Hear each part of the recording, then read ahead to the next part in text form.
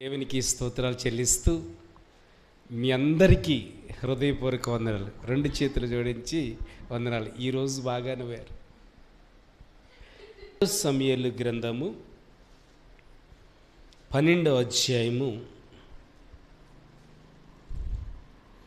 21వ వచనము చదువుకుందాం. పేజీ నెంబర్ 261 మిడిల్లో ఫస్ట్లో ఉండిద్ది. అందరూ తీయండి, బైబిల్ తీయడానికి ప్రయత్నించండి. 261 పేజీ. మన మాటలు, మన పదాలు, దేవుడిచ్చిన వాక్యాలు, దేవుడిచ్చిన మర్మాలన్నీ ఈ 12వ అధ్యాయం నుంచే తీయబడతాయి. కాబట్టి ప్రతి ఒక్కరూ తీయండి. 12వ అధ్యాయము 21వ వచనము. అతని సేవకులు బిడ్డ జీవముతో ఉండగా ఉపవాసం ఉండి దాని కొరకు ఏడ్చుండు. బిడ్డ జీవంతో ఉండగా ఉపవాసం ఉండి ఏడుస్తున్నాడు. కానీ అది మరణమైనప్పుడు లేచి భోజనము చేస్తువి, నీవలాగు చేయుట ఏమని దావీదుని అడగగా, అతడు బిడ్డ ప్రాణముతో ఉన్నప్పుడు దేవుడు నా యందు కనికరించి వాడిని బ్రతికించినేమో అనుకొని నేను ఉపవాసం ఉండి ఏడ్చుచుంటిని. ఇప్పుడు చనిపోయెను కనుక నేనెందుకు ఉపవాసం ఉండవలెను? పరిశుద్ధుడా, యేసయ్య నీకు స్తోత్రాలు. ఒక భక్తుడు దావీదు మహారాజు, నేనెందుకు ఉపవాసం ఉండాలి? నా బిడ్డ చనిపోయింది కదా, మరణ పరిస్థితిలో ఉన్నప్పుడు, మరణపు పడకల్లో ఉన్నప్పుడు, కొట్టిమిట్టాడుతున్న సమయంలో ఉపవాసం ఉన్నాను. దేవుడు నా బిడ్డని బ్రతికించలేదు, నా బిడ్డ చనిపోయింది కాబట్టి నేను ఉపవాసము ఉండను అని దావీదు భక్తుడు అంటున్నాడు. దీంట్లో సారాంశాన్ని మాకు క్లుప్తంగాను క్లారిటీగాను తెలియపరచమని, తోడనమని నజరేయుడైన యేసయ్య పరిశుద్ధ నామమున అడిగి వేడుకొని స్తుతించి ప్రార్థిస్తున్నాం తండ్రి. ఆమేన్ చెప్పండి గట్టిగా. హల్లెలూయా.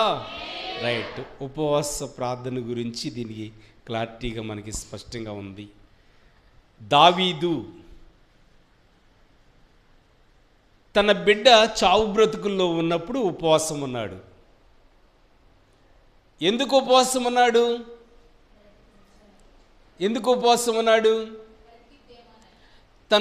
తన బిడ్డ బ్రతుకుద్దేమని ఉపవాసం ఉన్నాడు. కానీ ఎట్లా ఉపవాసం ఉన్నాడండి? సాష్టాంగ పడిపోయాడంట. అంటే బక్కబార్లుగా పడిపోయి, భగవంతుడా, దేవుడా, తండ్రి అని ఏడుస్తున్నాడు, పిలుస్తున్నాడు, కేకలు పెడుతున్నాడు, సాష్టాంగ పడుతున్నాడు, సాగిలి పడుతున్నాడు. అయినను ఆ బిడ్డ చనిపోయింది. చనిపోయిన తర్వాత ఏం చేస్తున్నాడు? తను ఉపవాసం ఉండకుండా భోజనము చేస్తున్నాడు. అప్పుడు తన పక్కనే ఉన్న సేవకులు అడిగారంట, ఏమని? అయ్యా రాజా, ఎవరినా? రాజు. ఏ రాజు అండి? ఒకళ్ళే చెప్తున్నారు, అందరూ చెప్పరా? ఏ రాజు అండి? దావీదు రాజు. రాజా, బిడ్డ చావు బ్రతికలో ఉన్నప్పుడు ఉపవాసం ఉన్నావు, బిడ్డ చనిపోయిన తర్వాత ఎందుకు ఉపవాసం మానేశావు? అలా చేయటం మంచిదా, న్యాయమా అని అడిగినప్పుడు ఆ రాజు అంటున్నాడు, ఏమన్నాడండి? ఏమంటున్నాడు ఆ రాజు? నా బిడ్డ చనిపోయింది,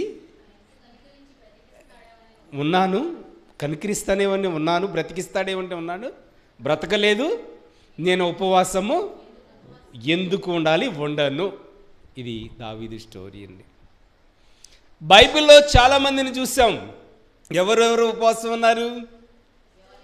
యోనా ఉపవాసం ఉన్నాడు. ఇటు చూడండి. ఇక ఎవరున్నారండి? మీరు తలలు పైకి ఎత్తండి ఒకసారి. ఎవరున్నారు తమ్ముడు? యోనా ఎలాంటిది ఉపవాసం? యోనాది శాప గర్భంలో ఉండి ఉపవాసం ఉండి ప్రార్థన చేస్తున్నాడండి.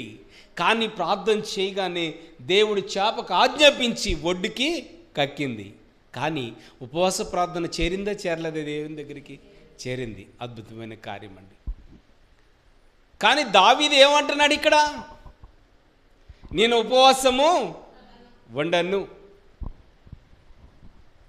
నేను ఉపవాసము చేయను. ఒక ప్లాట్ కోసము నేను ప్రార్థన చేస్తున్నాను. ఆ ప్లాట్ నాకు కావాలి. ఎలా ప్రార్థన చేస్తున్నాను చెప్పండి రా చెల్లి, నోటితో చెప్పండి. ఏం కావాలి? ప్లాట్ కావాలి. ఆ ప్లాటు నాకు దక్కకుండా వేరే వాళ్ళకి పోయింది. ఏం చేయాలి నేను? ఉపవాసం లేదు, గిపవాసం లేదు, మందిరం లేదు, బాబాని లేడు, ఆరాధన లేదు. నేను నాకు దక్కుద్ది అనుకున్నాను, దక్కలేదు. నేను ఎందుకు ఉపవాసం ఉన్నాను? ప్రశ్నించేవాళ్ళు లేరంటారా? నా అప్పు తీరుద్దని ఉపవాసం ఉన్నాను. ఏంటండి? నా అప్పు తీరుద్దని, నా అప్పు ఉపవాసం ఉండి ప్రార్థన చేసిన అప్పు కోసం ఏం చేస్తాం? మనం కూడా దావీదు సాష్టాంగ పడినట్టు మనం కూడా బక్కబార్లుగా పడిపోతాం. ఒక్కోసారి పడ్డారమ్మా ఎప్పుడన్నా? చేయి చూపించండి ఒకసారి, చూపించండి అమ్మా. ఏం కాదు. ఆన్సర్ రాకపోతే, అప్పు తీరపోతే, భర్త ఉన్నట్టు ఉండి కఠోనుడిగా మారిపోతే, ఉపవాసం ఉంటే భర్త మారకపోతే, ఆర్థిక సమస్యలు తీరకపోతే, కుటుంబ వ్యవస్థలో ఐక్యత, నెమ్మది, శాంతి, సమాధానం కోసం ఉపవాసం ఉండవు. ఆ ఉపవాసానికి ఆన్సర్ రాకపోతే, ఎందుకు నేను ఉపవాసం ఉండేది? నా కార్యము జరగలేదుగా అని ఎవరి మీద నెపం వేస్తాం? నోటితో చెప్పండి రా చెల్లి, ఎవరి మీద నెపం వేస్తాం? దేవుని. అస్సలు రహస్యం ఏంటి? అసలు మన దగ్గర ఉండేదానికన్నా అసలు ఎవరి దగ్గర ఉందో వద్దాం. ఎవరు ఆ పాప? అది ఎవరు ఆ బిడ్డ? ఎక్కడి నుంచి వచ్చింది ఆ బిడ్డ? ఆ బిడ్డకి తల్లి ఎవరు? ఆ బిడ్డకి తండ్రి ఎవరు? అసలు ఎక్కడి నుంచి వచ్చింది ఆ స్త్రీ? ఆ బిడ్డ ఎక్కడి నుంచి వచ్చింది? ఎందుకు సాష్టాంగ పడుతున్నాడు? ఎందుకు సాగిలి పడుతున్నాడు? ఎందుకు ఆ బిడ్డని బ్రతికించమని వేడుకున్నాడు? ఉరియా అని ఒక సైనికుడు. పేరు చెప్పండిరా, నోటితో చెప్పండి. అనండి గట్టిగానమ్మా. నేను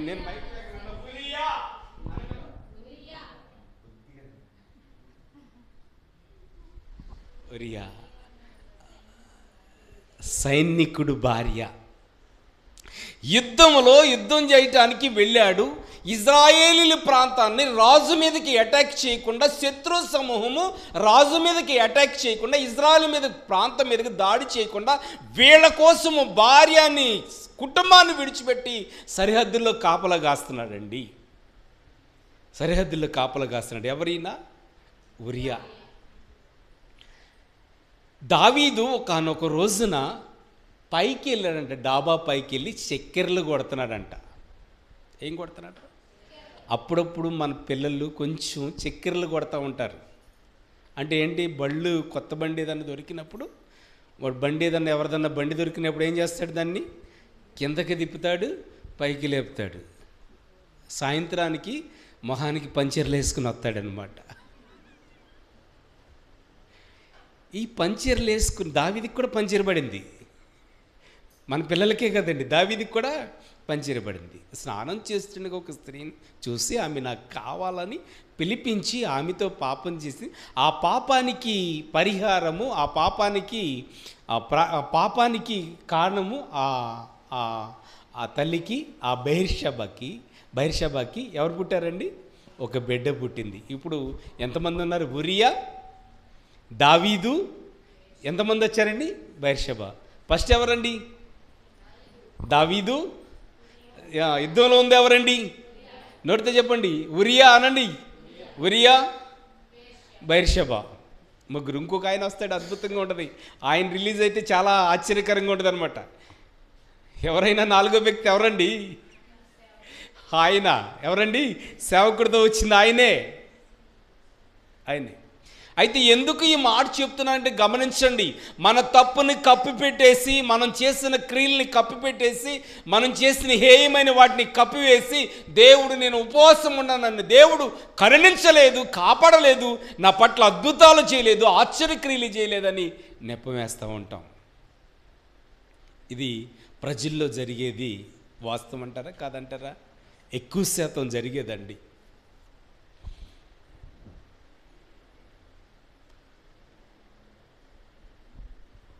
మరి పాపం చేస్తే ఎవరు పుట్టారండి? బెర్షెబాకి ఒక బిడ్డ పుట్టింది. దావీదుకి ఎవరికండి? దావీదుకే పుట్టింది. మరి ఎందుకు ఈ బిడ్డ కోసం అంత ఆపత్రపడుతున్నాడు? తన భార్య కాదే, తను చేసుకున్నామే కాదే. ఇంట్లో కూర కన్నా అర్థమైపోయి ఉంటుంది ఏ కూర రుచి. దానికి అర్థం ఉందండి. పరుగింటి పుల్లకూర అంట. ఏ కూర అంట అండి? పుల్లకూర రుచి అంట. ఇంట్లో కూర రుచి ఉండదంటండి. అటు అటు ఆ కూర ఎట్లా ఉంటుందంట? పుల్లగా ఉన్నా సరే, ఇంత బాగా చేసావే అమ్మా. జారస్త్రీ పెదాలు జుర్రుగా ఉంటాయి అంట. అంటే ఏం రాస్తుంది పెదాలకి? వాక్యం ఉంది కీర్తన గ్రంథంలో. పెదాలకి లిప్టిక్ వేస్తాయి కానీ పెదాలు ఎలా కనపడతాయి? ఆత్మీయంగా ఉండే వాళ్ళు పెదాలు ఇంక చూడరండి. ఎందుకంటే ఎప్పుడు యేసయ్యా దేవా, యేసయ్యా దేవా అంటారు కాబట్టి ఆయన్ని ఆరాధిస్తూ ఉంటారు. వీళ్ళు ఏం రాసుకుంటూ ఉంటారు? తేనె గారుద్దంట. ఏం గారుద్దంటండి? ఏ స్త్రీ తిరిగిపోతాడు. చూడండి పెదాలు ఎలా ఉంటాయి చూడండి. ఏం గారుతారండి? చూడండి వాడే అలాంటి క్రీములు, అలాంటి చూడండి తేనె గారే క్రీములు కూడా వచ్చేసినాయి. చూడండి రాను ఒక వయసు వచ్చాక వాళ్ళ పెదాలు చూడండి ఎలాగుంటాయో. బొబ్బలు వచ్చేస్తాయి. ఇవన్నీ ఏమొస్తాయండి? మచ్చలు వచ్చి పెదాలంతా చెవిలాగా అయిపోద్దండి, గజ్జిగా అయిపోద్ది అనమాట. చూడండి గమనించండి, జాగ్రత్తగా విని దావీదు దగ్గరికి వెళ్దాం. ఇక్కడికే వచ్చేద్దామండి. కానీ దేనికోసం తాపత్రయపడుతున్నాడు చూడండి. ఆమె భార్య కాదు. అయితే ఒక మాట అక్కడ ఉందండి, గొప్ప మాట అక్కడ ఉందండి. దేవుడు అన్నాడు తర్వాత, చదువు నన్ను తర్వాత, నీకు అన్నీ ఇచ్చా కదా. అక్కడ కాదు, 9 చదువు. 9 12:9.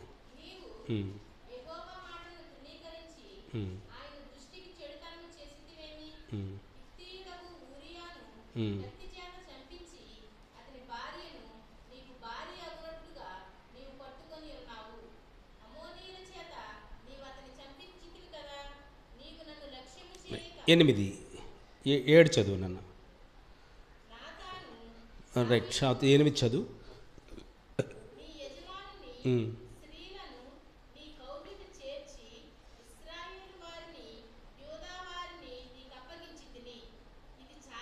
హల్లెలూయా, గట్టిగా స్తోత్రాలు చెల్లిద్దాం. దేవుడు దావీదుతో మాట్లాడుతున్నాడు. ఏమని మాట్లాడితే తెలుసా?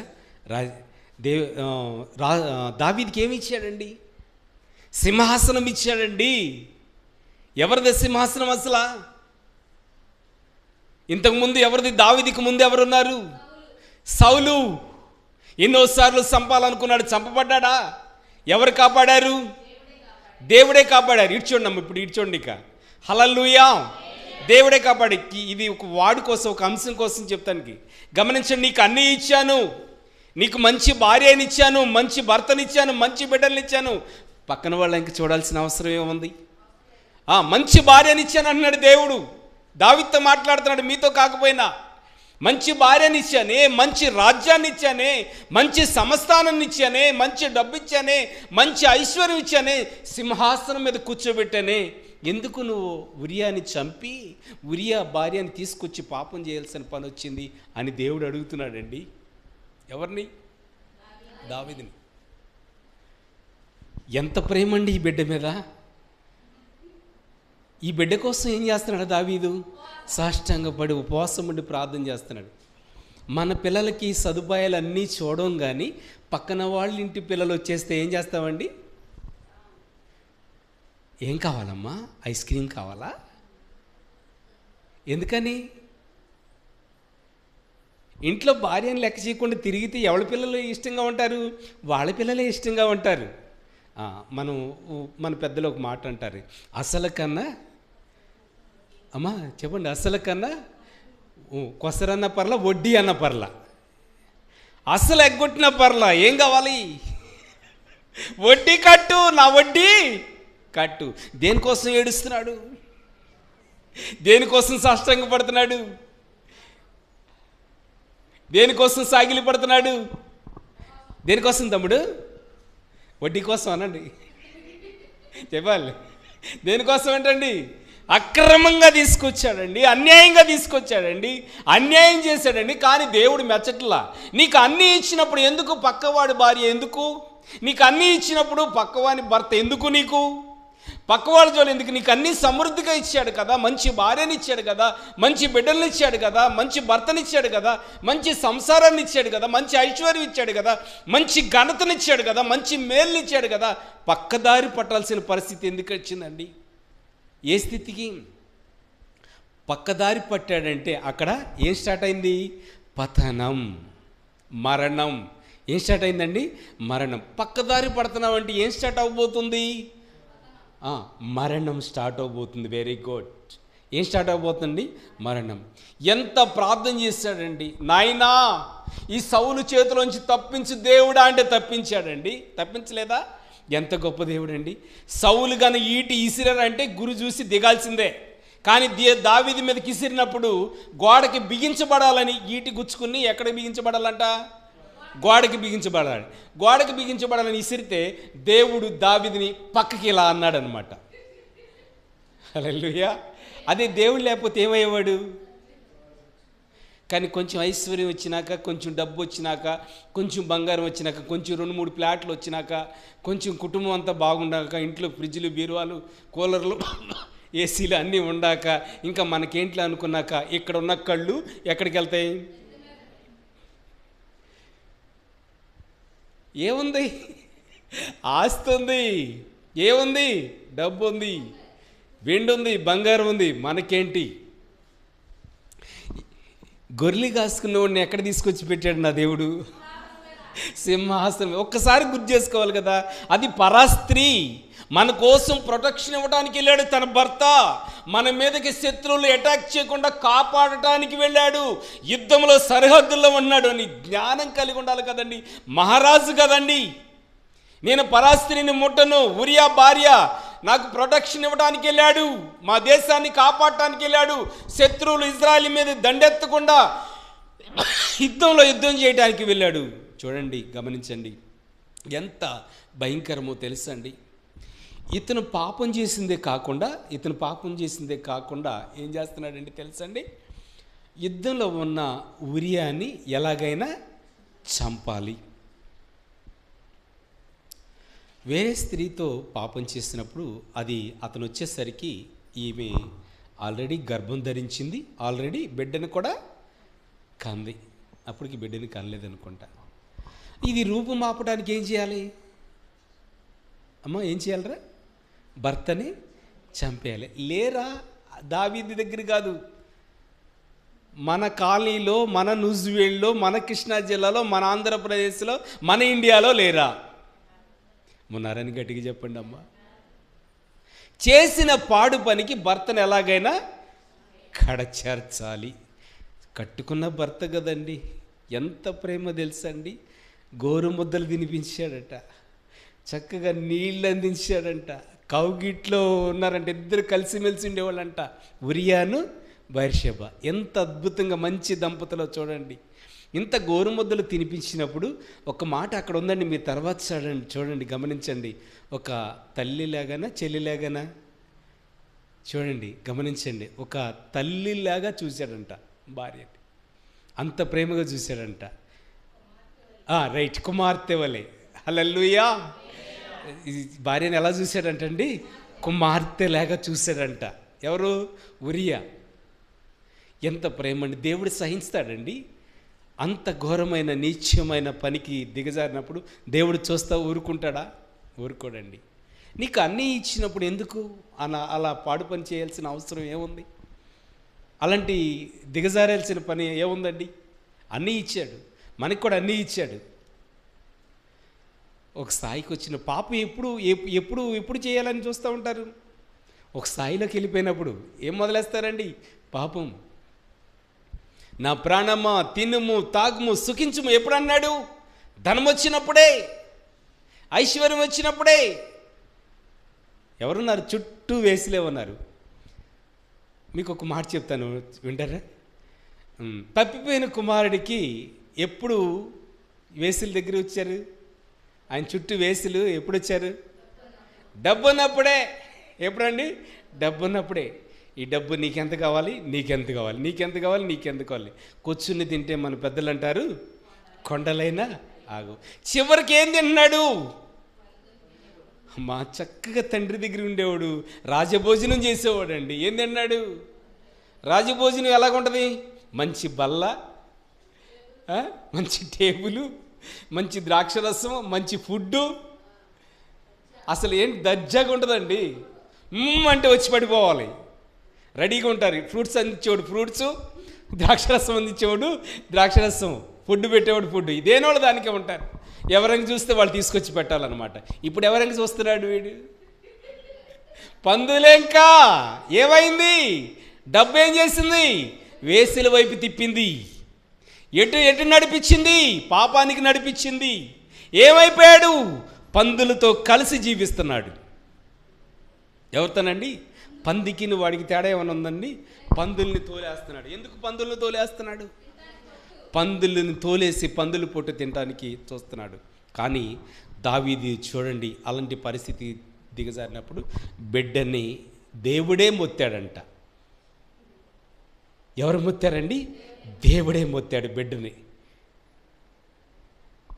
ఉపవాస ప్రార్థన చేయను అని అనకండి. ఎప్పుడు కూడా కష్టాలలో ఉపవాస ప్రార్థన చేయాలి, బాధల్లో ఉపవాస ప్రార్థన చేయాలి, సంతోషంలో కూడా ఉపవాస ప్రార్థన చేయాలి.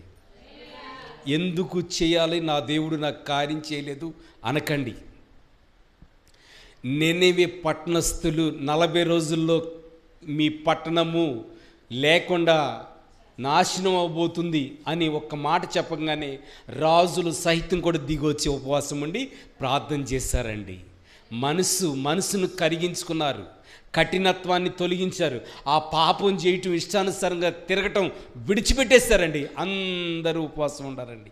దేవుడు మనసు మార్చుకుని తాను చేయాల్సి అనుకున్న కీడును చేయకుండా మానివేశాడండి. గట్టిగా చెప్పండి హల్లెలూయా. ఈ పగటి వేళ సమయంలో దావీదు గురించి చాలా క్లారిటీగా మీకు వివరించాను. ఆల్రెడీ ఇప్పుడు దావీదు తర్వాత గొలియాత్ కదిరా, ఉరియా, బెర్షెబా ముగ్గురు. ఇంకొక ఆయన అద్భుతమైన ఒక ఆయన వస్తున్నాడు, 4వ ఆయన. ఎవరంటే సేవకుడి పేరు నాతాను ప్రవక్త. కానీ పాపం చేసి ఏం తెలియదులే అన్నట్టుగా ఉన్నాడు. రాజు కదండి, ఎవరికి కనబడదలే అనుకున్నట్టు ఉన్నాడు. కానీ ఆయన వచ్చేసాడు. ఇంటికి వచ్చి ఒక పట్టణంలో 2 మనుషులు ఉన్నారయ్యా. ఎంతమంది? 2 మనుషులు. ఒకడేమో గొప్పోడు ధనవంతుడు, ఒకడేమో పేదోడు. ఒకడు గొప్పోడు, ఒకడు పేదోడు. రాజా, ఈ గొప్పోడికి చాలా గొర్రెలు ఉన్నాయి, చాలా ఆస్తి ఉంది, చాలా డబ్బు ఉంది. అయినా పేదవాడికి ఒకే గొర్రె ఉంది ఆ ప్రాంతంలో. వాడి గొర్రెని తీసుకొచ్చి వధించుకుని తినేశాడయ్యా. దావీదు ఎంత ఉంటాడు పాపం? చిన్నోడే. ఎంత ఉంటాడండి? ఇంతోడల్లా ఎంత అయ్యాడు? వాడు బ్రతకడానికి వెళ్ళలేదు. ఏమన్నాడండి? ఆమాను నిలబెట్టిన ఉరికొయ్య ఎవరు ఉరి వేయబడ్డారు? ఆమాని ఎవరి కోసం తయారు చేశాడు? మొర్దెకై కోసం దాన్ని ఉరేయాలని తయారు చేశాడు. ఎవరు తీసుకున్న గోతిలో వాళ్ళే పడతారు. ఎవరికి గోతులు తీయకండి, ప్రమాదం. ఏం జరుగుద్ది? మనమే పడతామండి.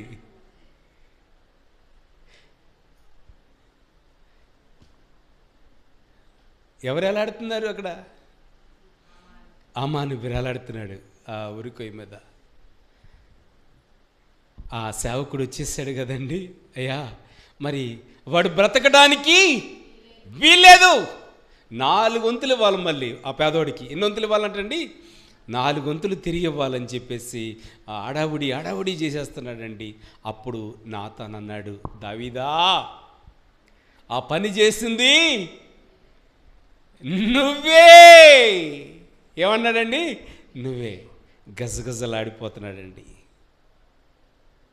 ఎవరికి తెలియదు అనుకుంటాం, బాబుకి తెలియదు అనుకున్నాం, సంఘ పెద్ద తెలియదు అనుకున్నాం, నేను చేసింది నా పక్క వాళ్ళకి కూడా తెలియదు అనుకున్నాం.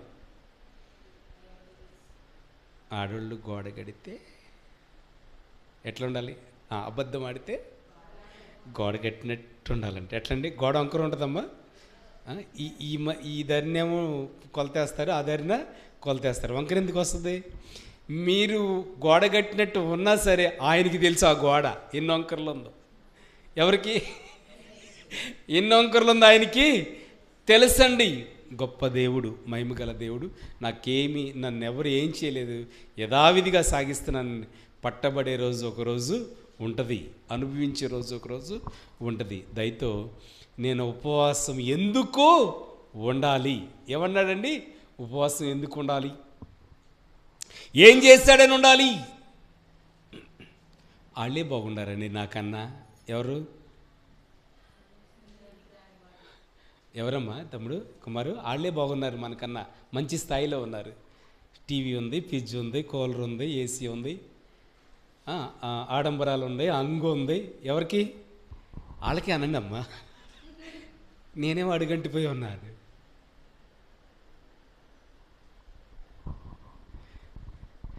వాళ్ళకి డైరెక్ట్గా ఉంది, స్పీడ్ బ్రేకర్లు కూడా లేవు వాళ్ళకి. ఎక్కడికి వెళ్ళడానికి? మనం ఇలా కష్టపడుతున్నాం, లేతున్నాం కాబట్టే మనకి నిశ్చయత్వం ఉంది. జీవకిరీటం పెడతాను నీకు. ఈ బాధలు ఎందుకు పడతారండి? అసలు మందిరం మానేస్తేనే గొడవ ఉండదు. ఈ వాక్యాలు ఎవరు వింటారండి? అసలు రాకుండా ఉంటేనే ఈ మాటలు మన చెవున పడవు కదా. ఆ రోజు నుంచి తప్పించే నాదుడు ఎవరు లేడు. ఈరోజు తప్పించే నాదుడు ఉన్నాడు ఇక్కడ. ఆ రోజు నుంచి తప్పించే నాదుడు ఎవరు లేరు. ఉన్నారంటారా? ఎవరు లేరు. అయితే చూడండి, గమనించండి. దావీదు నేను ఉపవాసము ఉండను. అయితే నిత్య జీవితంలో మీరు కష్టమైన, నష్టమైన, బాధైనా సరే ఉపవాసం మనము ఉండాల్సిందే. ఏ పరిస్థితులైనా నేను ఉపవాసం ఉండాల్సిందే. ఇలా చెప్పుకుంటూ వెళ్తే చాలా సన్నివేశాలు, చాలా అద్భుతాలు ఉన్నాయి. మగబిడ్డని ఇస్తే నేను ఉపవాసం ఉండి ప్రార్థన చేస్తా, ఇవ్వకపోతే ఏమిచ్చాడు దేవుడు నాకు? ఎప్పటి వరకు ఉపవాస ప్రార్థన చేద్దాం? అప్పు తీరేదాకా. ఎప్పటి వరకు ఉపవాస ప్రార్థన చేద్దాం? భార్య భర్తల బిడ్డలు ఐక్యతగా ఉండేదాకా. తర్వాత వాళ్ళని కలపకపోతే, వాళ్ళ ఐక్యత లేకపోతే, మన అప్పు తీరకపోతే ఉపవాసం ఉండొద్దు అంటారా? ఒక మాట ఏవు అంటున్నాడండి. ఏమన్నాడండి? అప్పుడు అలాగే స్తుతిస్తాను, ఇప్పుడు కూడా అలాగే స్తుతిస్తాను. హల్లెలూయా. ఎప్పుడంటండి? ఒళ్ళంతా పుండులు వచ్చినా, గీరుకున్నా సరే అలాగే స్తుతిస్తాను. ఆ దేవుణ్ణి ఐశ్వర్యం ఇచ్చినా అలాగే స్తుతిస్తాను. గట్టిగా స్తోత్రాలు చెల్లిద్దాం. అలాగే మరి దావీదు జీవితంలో తన కాంతాన్ని తీసుకొచ్చాడండి, బెర్షెబాని. ఆ శాపము అనుభవించాడు. తన కాను దాన్ని బిడ్డ కోసము సాష్టాంగపడి ఉపవాసం ప్రార్థన చేస్తున్నాడు. దేవుడు మొత్తాడు, ఆ బిడ్డ కూడా చనిపోయింది. అయితే ఇది కృపాకాలము. యేసుక్రీస్తు మన కోసం వచ్చాడు, క్షమిస్తున్నాడు మనల్ని. ఏం చేస్తున్నాడన్నా? క్షమిస్తున్నాడు. ఇంకా ఆలస్యం చేసి పాపం చేస్తాను, అలాంటి క్రియలు చేస్తానని మనము ఉండకూడదండి. మన భారమంతా ఎవరు మోస్తారండి? ఆయన మోస్తాడు. ఇప్పుడు ఆ బిడ్డ మోయాల్సి వచ్చింది, దావీదు మోయాల్సి వచ్చింది. ఇప్పుడు ఎవరు మోస్తున్నారు? అక్కడేమో దావీదు మోసాడు, ఆ బిడ్డ మోస్తుంది. కానీ ఇప్పుడున్న కాలంలో ఎవరు మోస్తున్నారు మన పాపాన్ని? యేసయ్య. Very good. అందరు చప్పట్లు కొట్టిన ఒకసారి. ఎవరు మోస్తున్నారండి? అయితే ఇంకెన్నడూ పాపం జోలికి మనం పోకూడదు. పాపం చేయటానికి సాహసం చేయకూడదనమాట.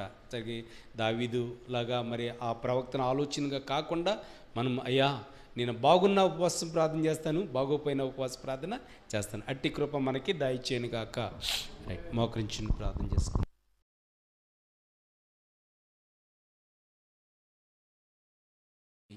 డాడీ, ఈ పగటి వేళ సమయంలో చాలామంది ఉపవాసం ఉన్న వాళ్ళ గురించి కార్యములు చేస్తూ, కానీ దావీదు జీవితంలో ఎందుకని కార్యం చేయలేదంటే అక్కడ కల్మషం, అక్కడ పాపం, అక్కడ చీకటి అంధకారం అయ్యా చేయకూడని పని చేశాడు. తండ్రి, మేము అటువంటి కండిషన్లో ఉండకుండా నీ విలువైన రక్తంతో కడిగావు, నీ అమూల్యమైన రక్తంతో కడిగావు తండ్రి. మేము ఇంకా పాపం జోలికి వెళ్ళకుండా అయ్యా మేము సమర్పించుకుని మేము నీ మందిరంలో సాక్షిగాను సిద్ధపడి ఉండే కృపను దయచేయమని, సహాయం చేయమని ప్రార్థించు.